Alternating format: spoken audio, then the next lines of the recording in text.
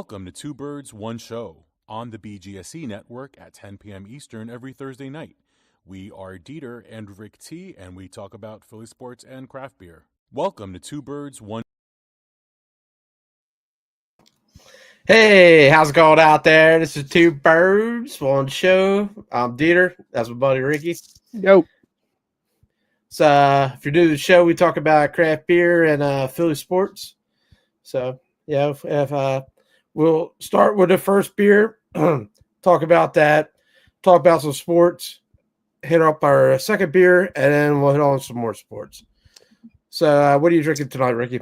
So tonight, something a little different than usual. I got a Treehouse beer. It's a Treehouse beer though I've never had, and I'm not like bragging, but that's kind of rare. I've had most of their stuff. Probably my favorite brewery. This is called Scream of the Living, which is a weird name. I don't get that, but Scream of the Living. Huh. Yeah, and it's got like the bonsai tree on it. I don't know what the name entails. Maybe I know a lot of breweries kind of get all macabre and dark, like Troon and Brewos and Electric and all. Maybe that's a Treehouse's way of trying to fuck around in that genre a little bit. I don't know. But let's see how it is. I never had it. It smells good. It's got a nice color. Oh, it's beautiful. Yeah, nice looking beer. Get some of that white wine grape on the nose. So there's probably definitely some Nelson in there. All right. Looks like a full beer, man. That's a heavy set thing, man. That's an 8%er. I'll tell you that's the cat's pajamas, bro. That's fucking nice, dude. That definitely some Nelson. I'm getting maybe some gooseberry, a little bit that white wine grape, maybe a little bit of lemon rind. That's good. Nice drinker. We got a comment already. That's your sister here. Yo. Hey, gentlemen. Hey, what's up, Nicole? Thanks for always giving us support. Helps our algorithm. Much appreciated. So what you got tonight, Deet? So I went to the bar, the Mile, to watch the game today. Nice. The Phillies. Great bar. Yeah, I was looking forward to a nice Phillies win. Being red hot Phillies. Not too red hot tonight, dude. Well, listen. Yeah. But the Mile, man, awesome food. Their wings were really good. Great beer list. And I went with Kings Road Irish Red. I think it's a earnest statement or something like that. Okay. Yeah.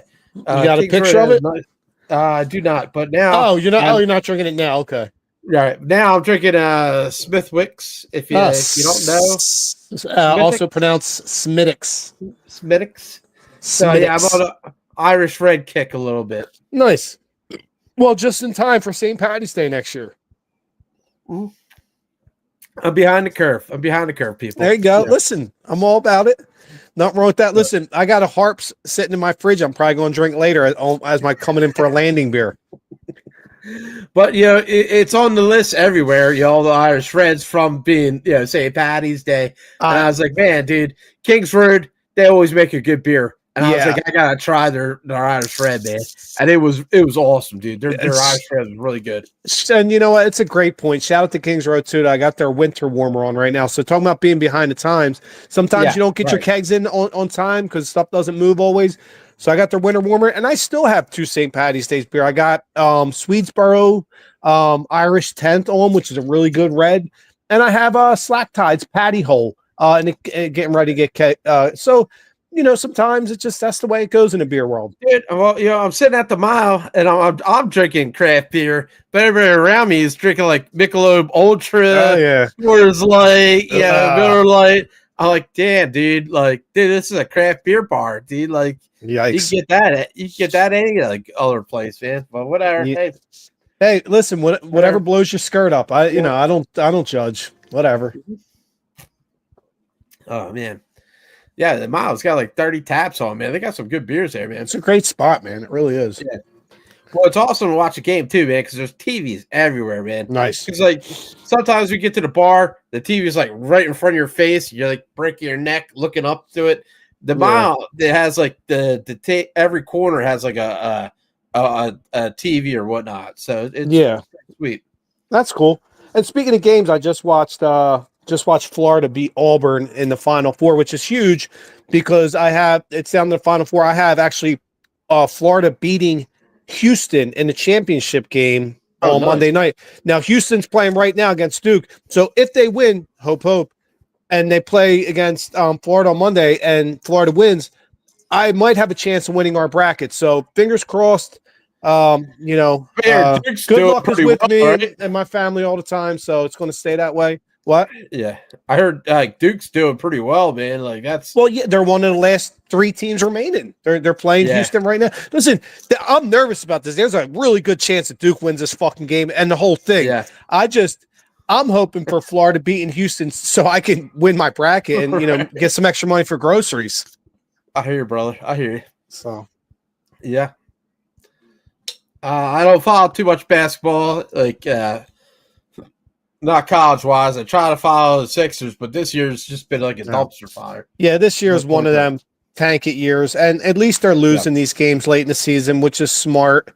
Listen, it sucks. I know nobody likes losing. I don't like for my teams. I don't like rooting for them to lose, but sometimes it's a means to an end, and it's just in sports. You either got to be the best or you got to be the worst because you get stuck in draft purgatory when you're right in the fucking middle. Unfortunately. Yep. And they reward teams for being really bad. I guess I would bring us on to the Flyers, right? They fired Torts. Yeah. Finally. It's right. I've only been calling it for fucking 2 years. Good job, Danny B up in the front office. Everything's going to be different when Briere and Jonesy get here. Really? It's the same fucking piss poor front office moves and lack thereof that's hampered this franchise. Why they don't have a cup for the last 50 years. I mean, let's call a spade a spade. Anyway, Ricky rant number 1 of the night out of the way. I'll say this. Have you noticed? That's too short. It was a little too short. Did you notice, though, since they fired Tortorella, they're playing up on their skates, right? It's almost like they're sending a message. What the fuck, dude? Well, because they're saying to the front office, we've been wanting you to do this for 2 years. They quit on them. I told you that a year ago. Mm-hmm. They weren't playing. Now they're playing. They're showing. They're like, look, this is us showing you that we quit on the fucking guy. You should have fired him at the end of last year. Damn. And now the team says, look, we can play. We can win. We're going on a. We're going on a. There we go. I don't care about it. I'm just saying, but I think that's their way of saying, hey, we're glad you're gone, John. Fuck you, dude. Now we're going to play. I bet you this team's a playoff team next year. I'll bet you dollars to donuts. They're a fucking playoff team next year. Well, who do you think they're going to bring in as a coach, man? DeeTer, that's a great question. I'm not paid the big bucks to know that. Danny Briere and Keith Jones are. Listen, you better get this one right because, listen, this is going to be attached to you. This head coach succeeds, you go down with the sinking ship, you're getting fired too. You already had one head coach, now you had to fire. You better get it right. Here's what I'm saying. The Flyers need to find their version, and I'm talking the version right now of Andy Reid, but their version of Andy Reid. Remember when he came to the Eagles back in '99? He totally changed the whole culture of the team and the franchise. Totally changed the culture. And listen, his ripple effects still hold true today, 26 years later. So the Flyers need their version of Andy Reid, that guy that's going to come in and change the culture for the next 15, 20 years. That's a big if, man. But when you haven't won a cup in 50 years, that's what it's become now. Get her done. This team shouldn't be winning, but they're winning. So, there's talent there. They should be winning. That was their big middle finger to Tortorella. They said, fuck you, dude. Now watch what we can do. I got to take these headphones off. You need a good coach, man. You need a coach to take this team to the next level. Sorry, I had to take them headphones out. I can't do it. All right, it's okay. Hey, man, it's all right. I can still hear. It's just a little bit lower, but yeah. So I think I think the removing of the sickness, or however you want to put it, cutting it out. Tortorella's gone. You're seeing this team's healing in front of you. They're saying, listen, we got all this. We just didn't want to play for that guy. We fucking loathed him. And listen, nothing against him as a person. I don't know the dude. John, no ill will towards you. I'm just glad you're not the coach of my fucking hockey team anymore. And I was reading an article the other day. What's the name's from what I'm reading is chomping at the bit to hire him as head coach when the season ends. I think Edmonton Oilers. They're like, yeah, hey, that's fine. Bye. He's a tough guy, man. Like I don't think he's a tough guy more than he's just an egomaniac. I think he's just a fucking maybe asshole. I guess I know, but I mean he's been coaching for years, dude. He's got to have reason. That'll get you far in this business. That'll get in a lot of sports, But let's face it, the guy hasn't won anything of substance in 21 fucking years. Yeah, he's a long tenured coach. But okay, well, in this game, it's what have you done for me lately? In 21 years, a long fucking time. Do you think we should fire Nick Nurse for the Sixers? I mean, well, all right, here, that's a great question. DeeTer, great question. I'm glad you asked that. Here's the difference I'll say between Nick Nurse and John Tortorella. And I preface this with, I'm not defending Nick Nurse. I don't care if they fire him or not, to be honest. But Nick Nurse, unfortunately, he didn't have a team that quit on him. His best player got hurt, and then his second best player was hurt too. So listen, if Embiid plays all the games or the majority of the games this year, and Paul George does too, it's a fucking playoff team. I'm not going to sit here and act like that's two Hall of Famers. So Nick Nurse's situation is different, where his superstars were injured. On John Tortorella's team, they just fucking quit on him. They didn't want to play for him. So no, I wouldn't fire Nick Nurse. Nick Nurse is a championship winning coach in this league too within the last 5 years. And let's not forget, along the way when he did it, he beat us. So I feel like, yeah, man, like with the Sixers, there's been a lot of injuries and there's a lot moving parts. Yeah. You really can't tell like how good of a coach this guy is. And for the 5 seasons or 6 seasons previous to this one, 76ers are winning 50 games a year and going to the playoffs every year. They're not the same as the Flyers. The Flyers suck. The Sixers suck this year. There's a difference. You know what I mean? Like, so I would not fire Nick Nurse personally. I think he's a really damn good head coach. I just think he needs the superstars to be healthy. And that's any coach. Do you think if LA was without LeBron James all year, they're a playoff team? Maybe, but probably barely, and same with a lot of, teams that are really good. If you lose your 2 best players, you're probably not a playoff team. You lost your star rookie coming in, right? He ran out the right. You lost McCain. By the way, and when you lost McCain, he was having one of the single best rookie seasons of all time. The future is not as dismal as people think. Listen, you still have 2 young studs on this team, and guess what? If Embiid somehow finds that fountain of youth and gets healthy, watch out. The guy's still the best center probably to ever play the game talent-wise when he's healthy. Fucking MVP, man. He won an MVP. Yeah, listen, the guy does things that I've never seen a center do before him. We're not going to be able to get rid of him. Like, we're not going to be able to dump him off anywhere else. I don't know. Maybe we're stuck with him. So just make the best of it. You know what I mean? And I'll preface this with, though, I wouldn't be so sure about that. And I actually hope they don't trade him. I'd love for him to somehow get healthy, make a run. That contract's huge, man. It's huge. Every contract in the NBA is huge. Dude, the 12th guy on the 12th man's probably making $5 million. Every contract in the NBA is huge. Oh, here's another question: do you think Embiid is on the downhill of his years in NBA? I mean, come on, dude. Like, you can't say. Listen, healthy. You're making a great point. I won't be upset if they trade him. I understand. I'm just a big NBA fan. I'd love to see him get healthy and the storybook thing happen. Where, hey, look, he came back and listen, I'm a hopeless fucking romantic, dude. I know I don't sound like it, but I love stuff like that. He comes back, the underdog, and gives a big fuck you to everybody doubting him. That'd be great. Sorry, I'm still kind of sick. I got this cold. I don't think it's going to happen, man. No, it's probably not. And so I'm with you. And listen, if you can trade them and get anything, yes, I'm for it. As much as I want to see the kid. I want to see the magical ending where he somehow comes back and wins a championship. I know it's not going to happen, but it ain't going to happen now, man. Probably not. Probably not. We're not that lucky. I wouldn't go so far as to say that. I think luck's now on our side. Because I know there was one guy that knows the sports a couple years ago said Jalen Hurts will never win a Super Bowl as a starting quarterback. Oh, shit, that was me. And guess what? They did. So I learned the one thing I know about sports, it continually defies the construct of the absolute. A couple years ago, nobody ever, a 16 seed never beats a 1 seed in the March Madness. Well, what they do? They did it. And then someone did it again. So I never say never in sports. That team was awesome. That was like one of the best teams. It might be one of the single best football teams of all time, honestly, in the NFL. It was listen, I know people love to hate the Eagles, but that team was fucking amazing. Heisman Trophy winner, receiver, you know what I mean? And then A.J. Brown, and then Saquon Barkley breaking all the rules, dude. Like, and how about Jalen Hurts? Like, dude, the guy plays big in big games. You can't teach that. That guy's got ice. He's got the Michael Jordan factor. He's got the ice water in his veins. He's like people all year. Well, he just game managed and didn't turn the ball over. And I was one. But guess what? You know when the really big games came? When did he play his best?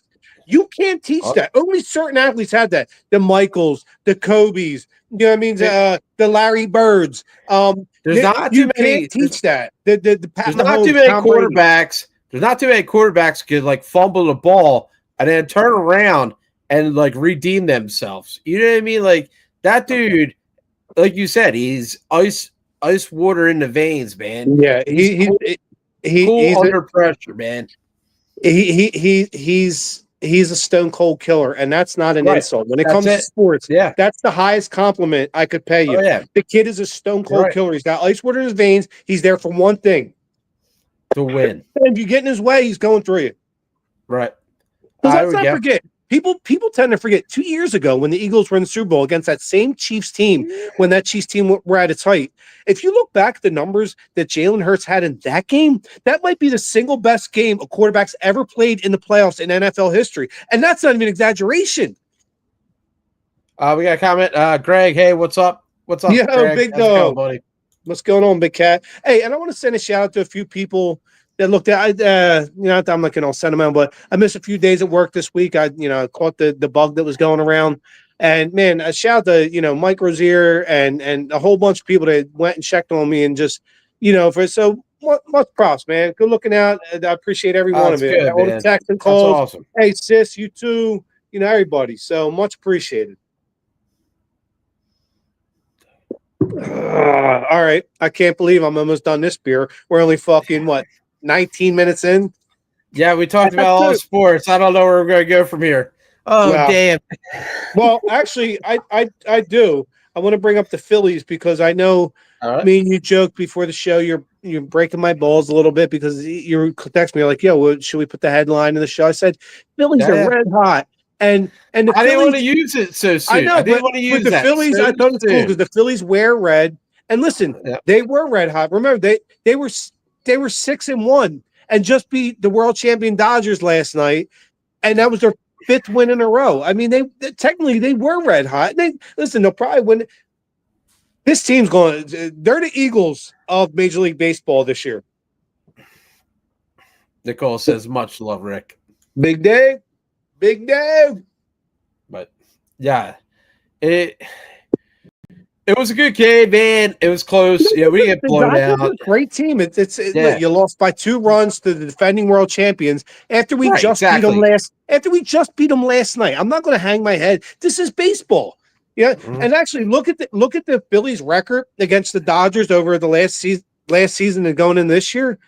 They're like an 80% win clip against this team. People shout out to my boy Philly Stifle, who does Trending in the AM on the STT network every Monday through Friday.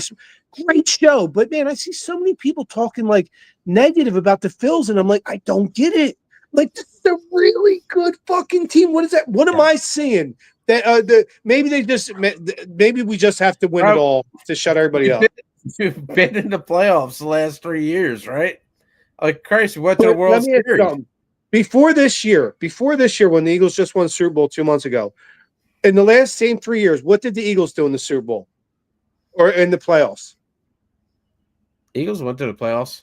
That's what I'm saying. But I'm saying that you're talking about the 3 years in a row they didn't win, they didn't do it. But what did the Eagles do for these past 3 years too? Remember, same as the Phillies. 3 seasons ago, went to the championship game, lost Super Bowl World Series. The second year, stumbled in the playoffs, lost in the series they shouldn't have. Third year, same. Eagles got beat up by Tampa. Let's not forget in this offseason, DeeTer, people were calling Sorry, still got this cough. People were calling for Nick Sirianni's job, saying, let's get rid of Jalen Hurts. It's the same thing that's happening with the Phillies right now. And that's why I have a lot of confidence. This Phillies team, it's going to galvanize them like it did the Eagles. They're going to be like, okay, well, fuck all that noise. Let's go win the whole fucking thing. That's the only way we're going to shut them up. Shut us up. I feel like there wasn't too many moves you could make. This team is a playoff team, right? Listen, they won 97 games last year. You don't need to make major changes. Exactly. I think people just love to see a free agent and trades. I just think they love to see it just for the sake of it. Like, doesn't make sense. I'm trying to think, like, where are your moves going to be at, dude? Like, listen, I don't like to live by cliches, but they made it to be cliches for a reason. Listen, if it ain't broke, don't fucking fix it. Overthink equals overstink. Listen, they're a 97 win team.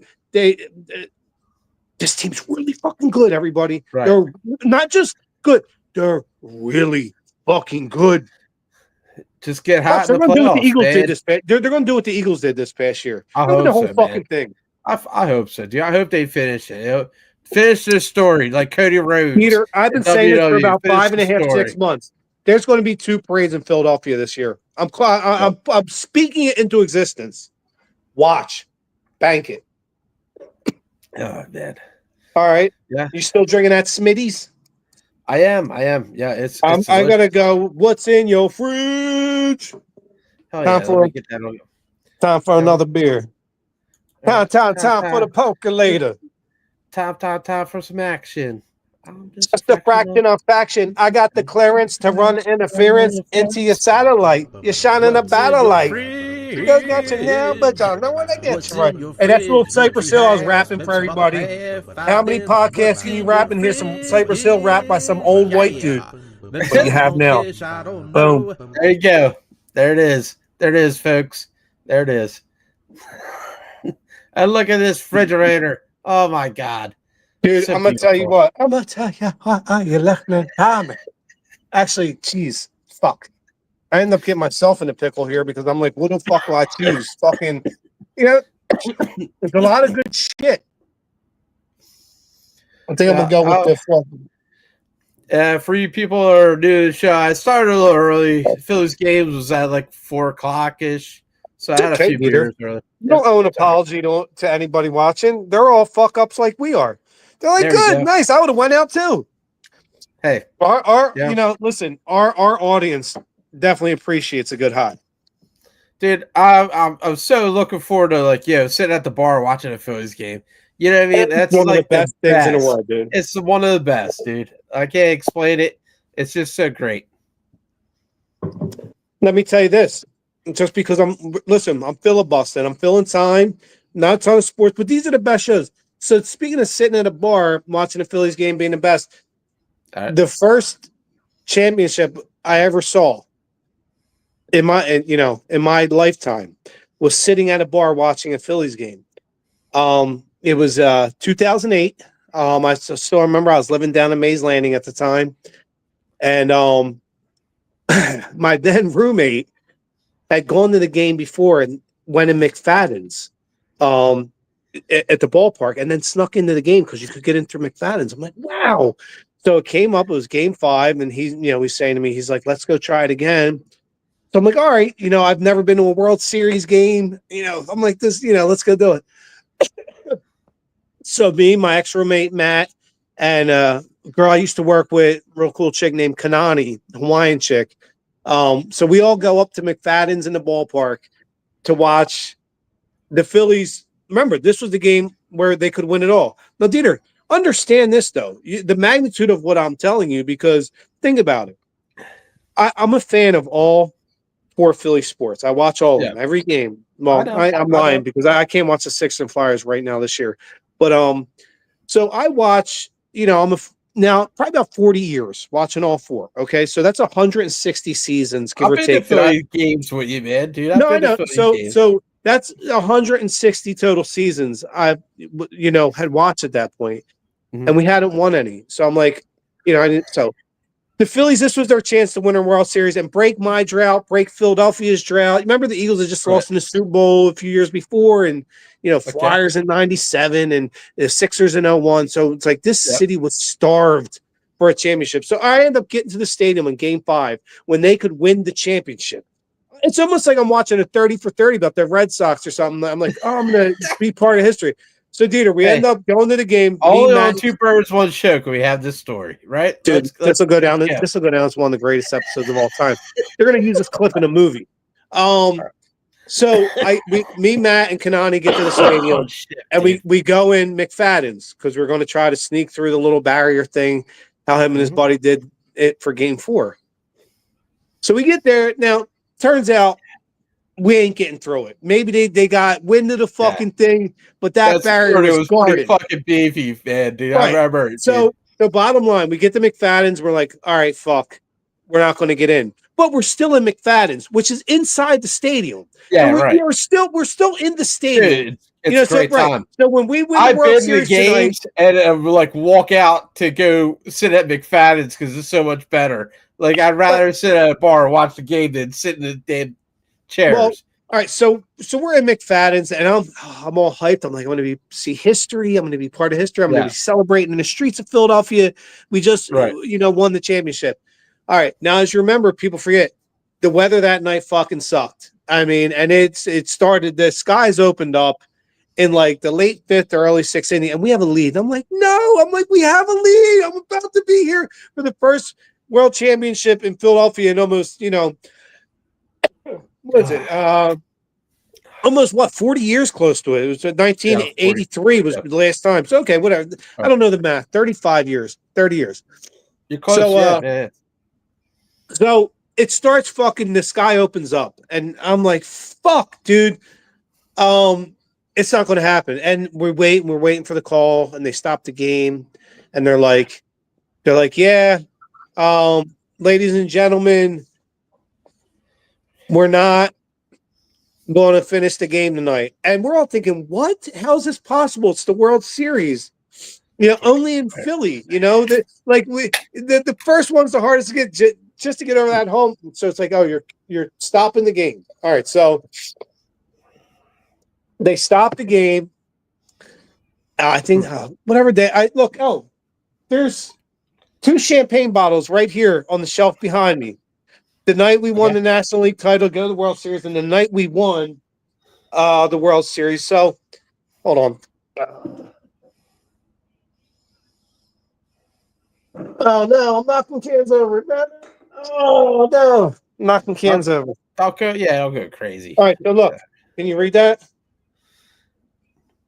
Phillies won a World Series. Shit. See the date? Yeah, 10/29/2008. Right.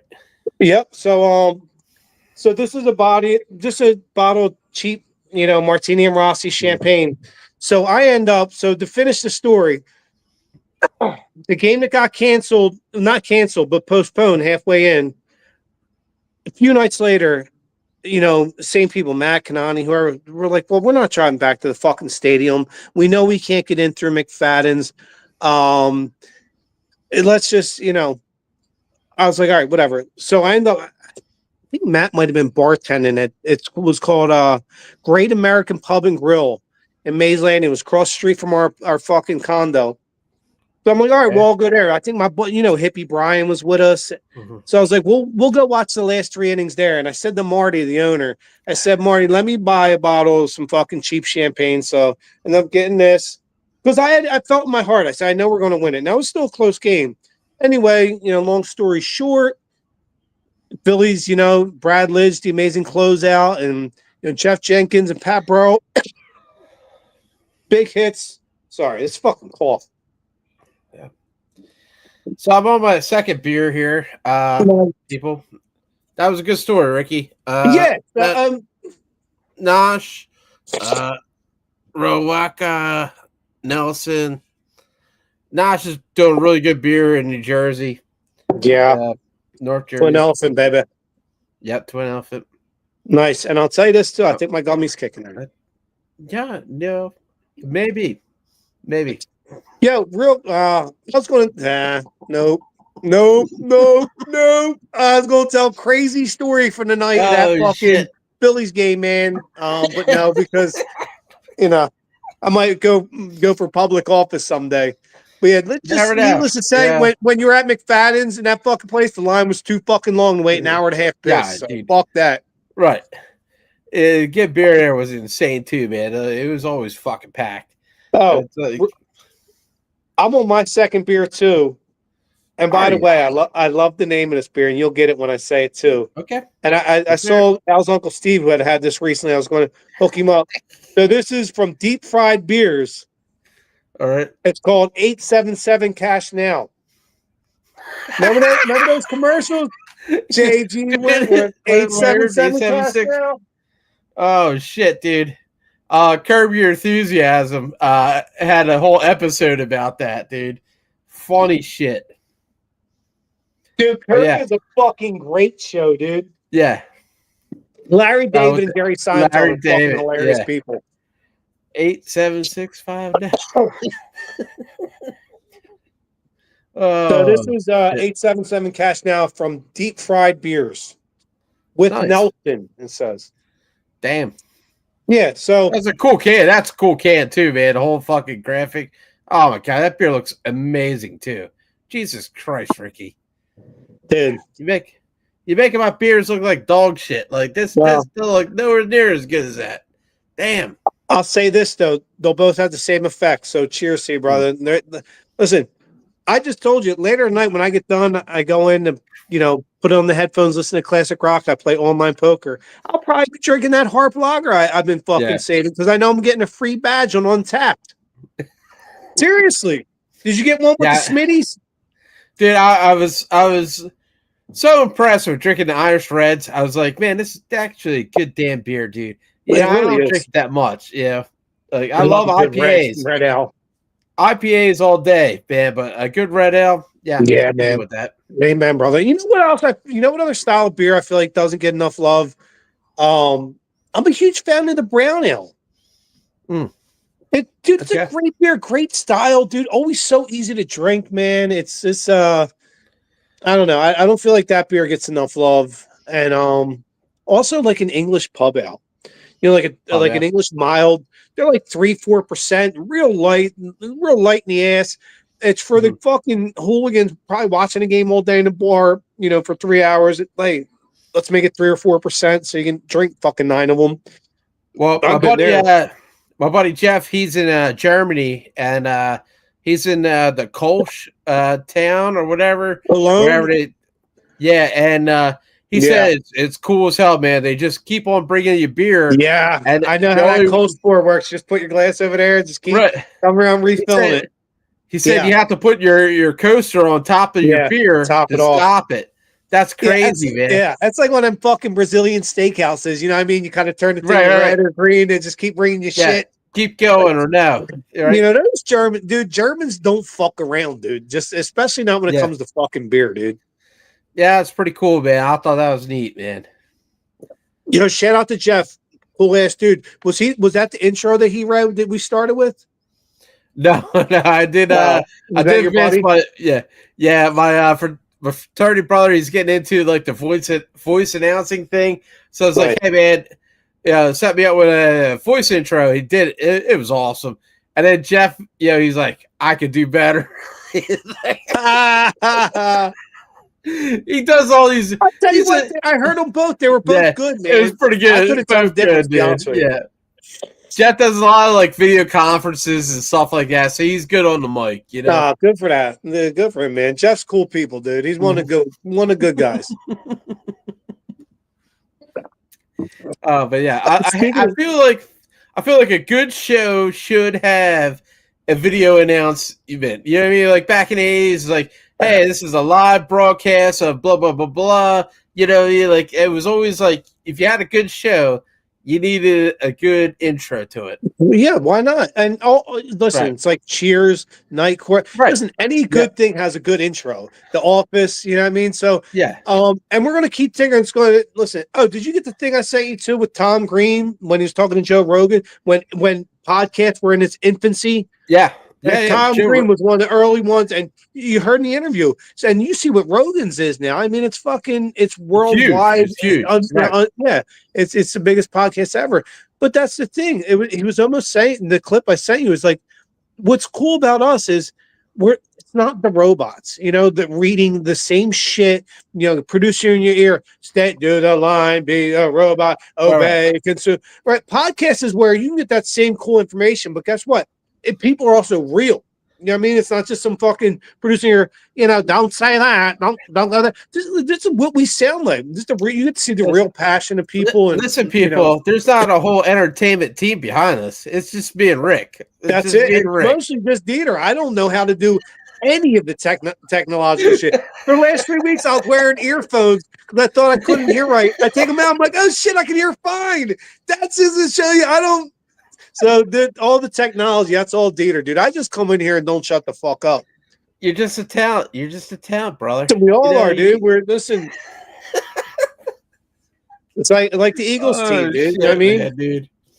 Oh Christ, dude. What a day. What a day. I'm gonna tell you what, this beer is fucking next level, dude. This is a fucking tits level beer, dude. Nice. Yeah. Yeah, I was a little upset to see the Phillies lose today, but man, that's baseball. Come on, they just won 4 in a row. Right. Yeah. Listen, if you win 4 out of every 5 baseball games, you'll end up with the all-time best record in baseball history. And you know what I mean? Like, baseball's a game. If you win 3 out of 5 for what? Like, you're in really great shape. We just won 4 out of 5. I can't be mad. And against the defending world champions. I'm gonna say, like, Nola, he always starts off a little slow. Like, it takes him a little while to pick things Nola up. didn't have a terrible game. Okay. He gave up 3 runs to the Dodgers. Listen, he was 1 pitch away. From it being a 1-1 game. He hung 1 slider, and it cost him against I think it was a Kiki Hernandez hit the 2-run homer. Yeah. Listen, but you beat them last night, so you're 1-1 against the defending world champions. And I'll see you tomorrow in my house for another fist fight. Right, Greg had a good comment here. It was a tough game, and it was expected punch back. Yeah, good point. Yeah, listen, good point. And that's the thing with baseball. We have to understand in this city as sports fans. I think we all have that football mentality, the Eagles mentality, where we're so passionate about every single game matters so much. Baseball, yes, all the games matter, but it is a marathon. Football's a sprint. It's the sprint. It's the 40-yard dash. Baseball is the 7-mile fucking journey. You know what I mean? So, you're gonna lose games. Guess what, everybody? See that game we lost? We're probably gonna lose like 65 more. Sucks, but that's baseball. Dude. Well, like you said, the Dodgers are returning champs, dude. Like, I mean, that's a tough team anyway. Right. Let's see. How do you feel about the whole torpedo bat? Like, I don't really fucking care. I don't know why. Listen, tell me how you feel. I'd rather. That's all I had. I couldn't care less. But go ahead, tell me how you feel. Yeah. I feel like it's the same weight of wood. Like, who gives a shit, right? As long as you're not fucking bagging them out with aluminum bats, okay. Wood. All right, do what you want, man. I couldn't care less. You know what I could care less about, though, and I just had a discussion on Facebook about it too. Shout out to a couple people. Big author in Philly, by the way, just wrote another book with Jack Fritz. Everybody knows him from his Ike Reese show and Spike Eskin. They just came out another book, and Kevin Reeves, good buddy of mine. We had a whole conversation there on Facebook about the umps, and I talked about him being so, inefficient. And he's like, I get it, but if a guy's in my face, demeaning me all night, I'm not calling. But I was like, that's the problem with human umps now, though. You don't. If you do it with technology that reads the pitch, nobody is holding a grudge or missed a pitch or is hungover. The computer calls it how it calls it. If it's in the strike zone, it calls it. If it's not, it's it. And that's it. You can't argue. It's just, I don't know. And I'm surprised I'm arguing for that. I'm usually on the side, of the, I'm the people person for people, but these umps are so inconsistent, and it's the biggest part of the game is to get the ball in strike. Listen, a couple years ago, last year, we're going to make the bases bigger so the players don't hurt their fingers or what. That's fine. Give Tommy a fucking milk box and a fucking, donut on the fucking playground. Listen, what are we doing here? That's what you're correct. You're making bigger bases. The balls and strike are the single most important thing in baseball. I can't stress. It is the single most important thing in baseball. Make that rule right. We just used it in the preseason and it worked like a fucking charm. Listen, get it done, guys. Okay, listen, bitch clock. What going on? Go Birds. Listen, a lot of people love the time clock, DeeTer. Remember me and you argued. You liked it, I didn't. You were right. The time clock was good. It was a 15-second for the pitcher. Dude, remember last year on the show? We told man. Right, and listen, like you're right. I'm giving you your kudos. Game is long. You know what I mean? Compared to other games, it's a long game. Compared to football, hockey, and soccer, in baseball, reality, it's the longest game, dude. In reality, though, hold on. Actually, no, it's not. I did this whole soliloquy. Oh, dude, they're almost all exactly the same. It's anywhere between 3 and yes. Go. I would think baseball is like an hour long. You would think dude. Because everybody's not running all day, but in reality, they're all like 3 hours. Well, yes, sometimes there's overtime or so. But in reality, they're all about 3 hours. A basketball game, an NFL game. I mean, if you look at the total breakdown, it's about, 3 hours and 33 minutes or something every average of the 4 major sporting events. So actually baseball, I think because baseball, there's not always constant movement like basketball or soccer or fucking football or hockey. Baseball is everybody breathe.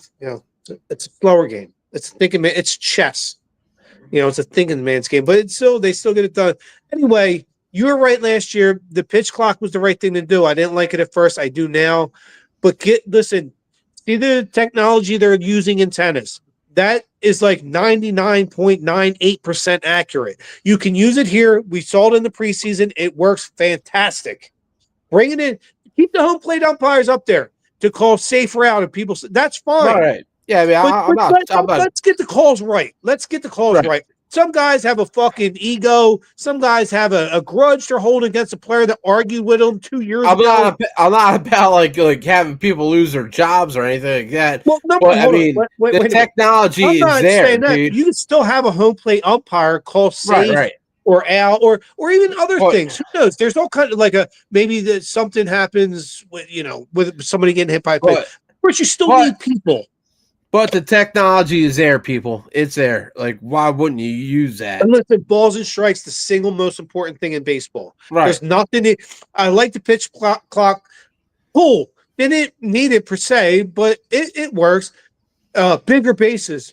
Listen, I don't give a fuck about the bases, man. Put pillow sheets out there. I don't care. And we've been using radar guns for fucking ever. The time, and they ain't outlawing that. So and then the other thing, let's get rid of the shift. Why not have a field of what the strikes are? I feel like it's pretty fucking simple. Isn't that the most important thing too? Right. The difference. Let's say this. Let's say it's a 3-0 count, and a guy throws it, and it's clearly a strike. The umpire now it's 3-1. So. Yeah, or however you want to just break it out. Every single call is so important. It's the difference between the guy getting a walk on ball 4 and now the ump called a strike. So now it's 3-1 and he gets another pitch. Now the guy hits a fucking home run. It totally changes the fucking everything of the game. So I agree with you 100%. Let's get it right, MLB. I know they watch the show. I know all the people in the front offices of Major League Baseball watch this. So, guys, let's get it right. Listen, every recommendation I give, trust me when I tell you, it'll always be right. Don't ever doubt it. It'll never change. Check my track record. The gummies have kicked in. So what happened with the tush push, right? The tush push, they tabled it. I thought they won. I thought they won the vote. No. All right. So, DeeTer, I remember you texted me earlier, so I looked it up and everything. So what they did was, here's basically, do you want me to give you the politically correct Sports Center version, or do you want me to give you our version without any editing or censoring? Our version. But would be the okay, best. by Okay. tabling the vote, that means the Eagles kind of won the vote and led towards it. So instead of declaring it and saying we're going to keep the tush push, because guess what? The majority of the teams don't really fucking care. But the NFL's way of saying we're going to table it, which means it'll move until May 17th or something like that, to the owners' meeting, right?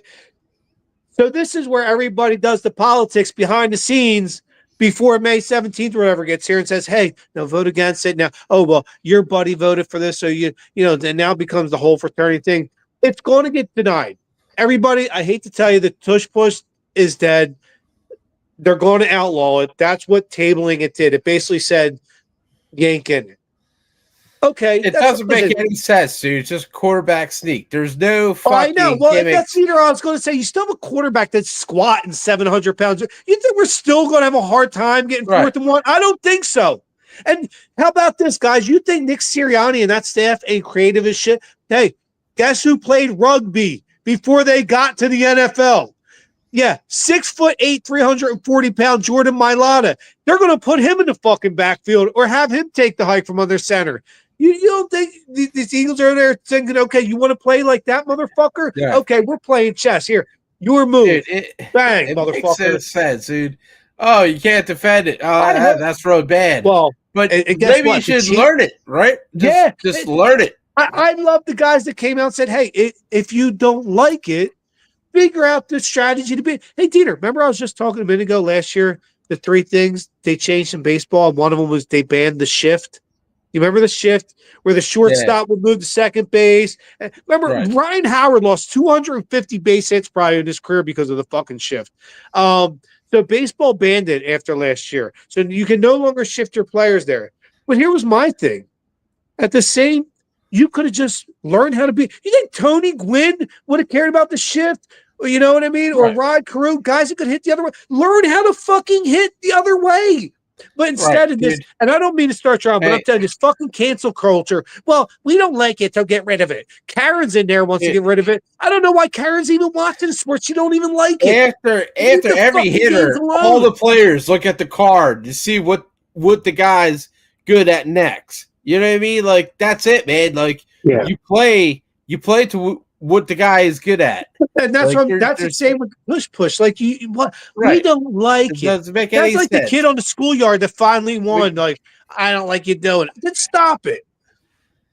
Like, hey, man. I don't like you being tough about it. It sucks that you can't beat it, but figure it out. That's all, man. Learn how to fucking beat it. Yeah. I thought the whole push. I feel like it's the pussy society. I feel like and I don't say that. I didn't know it was going to another table. The pussification of, of the sport. You know what I mean? Like, and I don't say that in a mean way, but come on, man, it's fucking football. It's football, right? Why are you crying about one fucking play, dude? Why are you crying about? If you don't like it, figure out the strategy how to beat it. Oh my god. Rough. It's rough, dude. It's and listen, I'm all for standing up for it, but listen, toughen the fuck up a little bit. You know what I mean? The quarterback sneak, for goodness sake. What's next? What's next? In 25 years in boxing, you can't punch in the face. Telling on me body shots. Well, too many people are getting knocked out by getting punched in the face, so we're going to take that away. Really? That's come on. What are we doing here? Well, why don't we do some promo codes, right? We got what's it? The dog wrestling. Dog. I'm Rick. That's DeeTer. You're watching Dangerous Adrenaline Wrestling Gladiators. Dog. There you go. Let's see what else we got here. I think we have the Dubby. Hey. If you want a nice energy drink that's organic with no jitters, hit that promo code, W promo code, big game. There you go. Hey, if you like cigars, hit that QR code, promo code, big game, and you can get cigars delivered to your house on a monthly basis. Yep. Got 1 hour blunt, and I'm about to go get lifted. Yes, I'm about to go get lifted. HUFF Huff. Yeah, remember we were talking about fucking White Owls? White Owls or Phillies blunts? I got to ask you. In your day. I don't know what you're talking about, Ricky. All right. I'm just going to say, shout out to a lot of my boys. I was a Phillies blunt, guys. Some people like the White Owls. I was a Phillies blunt, Yeah, it sounded like it were pretty good stuff. But what is it? Never. Oh, what big game? I can't see the fucking comments. Oh, it's your sister. She said Dubby, and then she said big game. Nice. So listen. Hey. Well played, sir. I don't know nothing. You know the difference between Philly blunts and White Owls. Bull. I plead the fifth. The fifth. I can't believe I'm probably about to go on my fucking third beer. Yeah. So, how do you feel about the Phillies losing today? Do you feel it's just I don't care at all. Game. Right, yeah. Listen, right. They're 6-2. Think about what if they go 6-2 in their next day? What are they? 12-4? What if they go 6-2 after that? What are they? 18-6? You know what I mean? Like there's a lot of games in the season. You know what I mean? Like 24-8. I mean, I'm okay with their winning percentage right now. I don't know why. I think everybody in Philly right now is like, I need a fucking championship. It's scratching. Listen, everybody relax. This team's really fucking good. And I think we're in for something special this season. Well, I mean, the Flyers and the Sixers have, kind of slowed our roll. You know what I mean? I think it's made everybody a little fucking bitter and cranky. Yeah. But I know it has for me. Do you feel like you're still on that high of the Super Bowl from the Eagles, though? Yes. Yeah, me too, man. Yeah, awesome, word up, cuz fist bump, kid. Seriously, bro. Dude, listen, and everybody that should be fist bumping that. Hey, listen, I woke up and saw a meme today, and he was like, hey, just a reminder, Eagles are Super Bowl champions. Hey, dude, every day is great this year, dude, until we get to September and we have to restart it. Enjoy this shit, man. This is why we do it. To people like, why do you do it? This is why we do it. That Eagles Super Bowl, that is why we do it. Everything I do sports wrong. That's why. And it's like that for 4 sports. It's pretty amazing. I put a lot of time, energy, blood, sweat, and tears into these fucking teams. And I mean that, dude. I fucking, all of us do. We live and die with our teams. That's the difference between why are Philly people so passionate? I don't know that answer, but we are. We really are. And it's just like we live and die with our teams. You know, we love our teams. Philly's a blue collar city, man. It is a tough. Well, it's a passion. It's a passionate. I'll say. It's a passionate area. I inherited it. I don't know where I did from, but man, yeah, every single game. I mean, there's a lot of life, core memories, defining moments because of sports. You know what I mean? I remember sitting on the same ottoman for this Super Bowl and 2 Super Bowls ago with my sons and just, sharing a witness and like their core memories. They're some of the best memories I will ever have. I mean, and sports gave me that.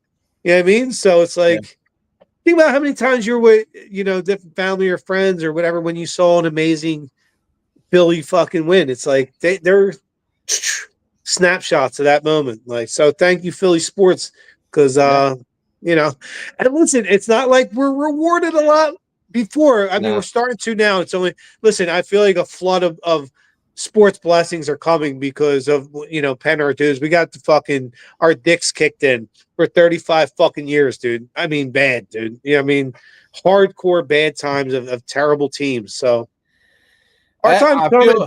Boston just went through it. Now it's our turn. There, it's our time.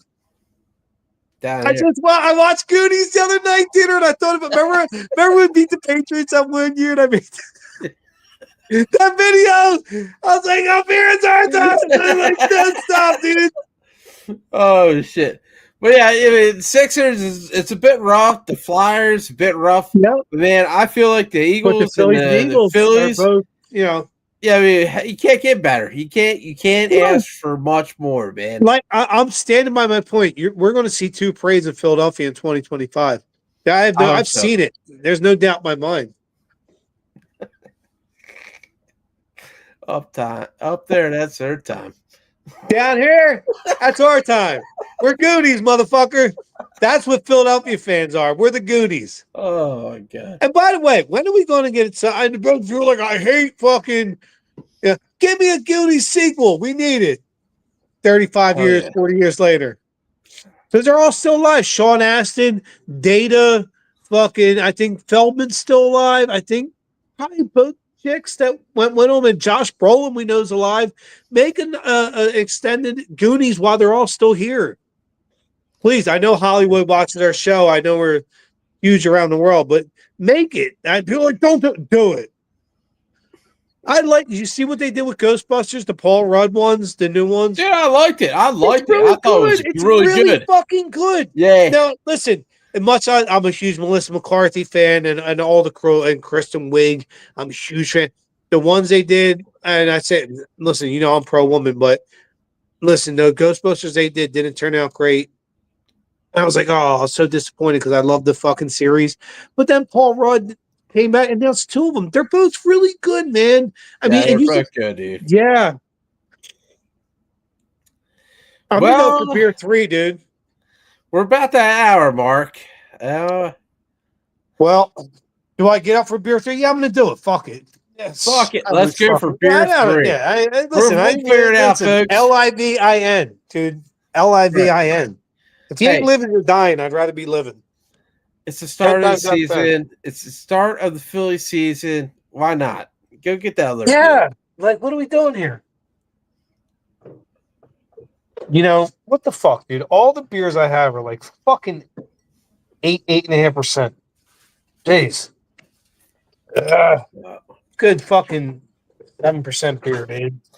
Well, I got a light one right here. This one is called King Sue by Toppling Goliath. Nice. It's a light IPA. Yeah, very refreshing. Yeah. That is a great beer, DeeTer, by the way. That's a Hall of Fame beer. Yeah, it's actually 8%. It's no light IPA. That is the Brian Dawkins of beers. Yeah, I seen it at Bob Kazak, man, dude. I haven't had that in a long time. That's a good beer, man. What'd you pick up? I got another one that I don't think I've ever had from Treehouse. It's another one I'm kind of macabre fucking. Listen, I get it. I get all sides. It's pretty cool. It's dope. It's gnarly, but then it's kind of fucking weird. But it's called Haze Against the Dying of the Light. Oh my god. Yeah, it's too much. That's like too much. Yeah, whatever's going on there. Yeah, I don't know what there's like a whole line of books and shit, and that's cool. Yeah. Hey, listen. Eyes rocks with it, yo. Eyes rocks with it. Treehouse is always good. You can't. Treehouse is the best brewery in the world. Shout out to all you cats up there. Keep up the great work. Thank you. Anybody that's ever looking for, they're like, Rick's so hard to shop for. Nope. Just get me a gift card to Treehouse. Boom. Yeah. Boom. There it is. That's it. America, I know. Look, I'm getting 17 million gift cards from Treehouse this birthday. Should I get Ricky a hat or a new hoodie? No, gift card to Treehouse. Yeah, give me the beers to drink. I have my Treehouse hat, hoodie, glasses. I would like Treehouse beer to drink. That's the gift I would like. Yep. I hear you, son. Also, you any substitutions if you can't get it. I also like Fidens.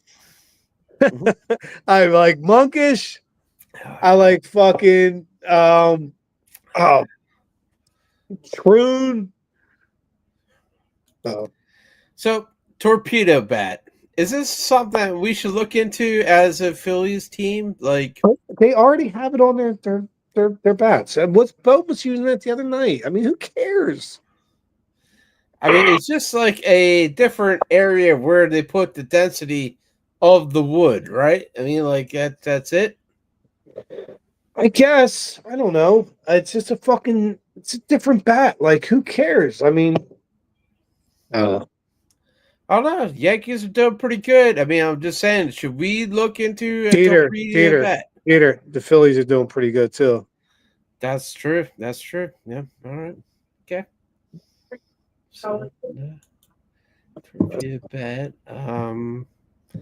Went over to tush push, right?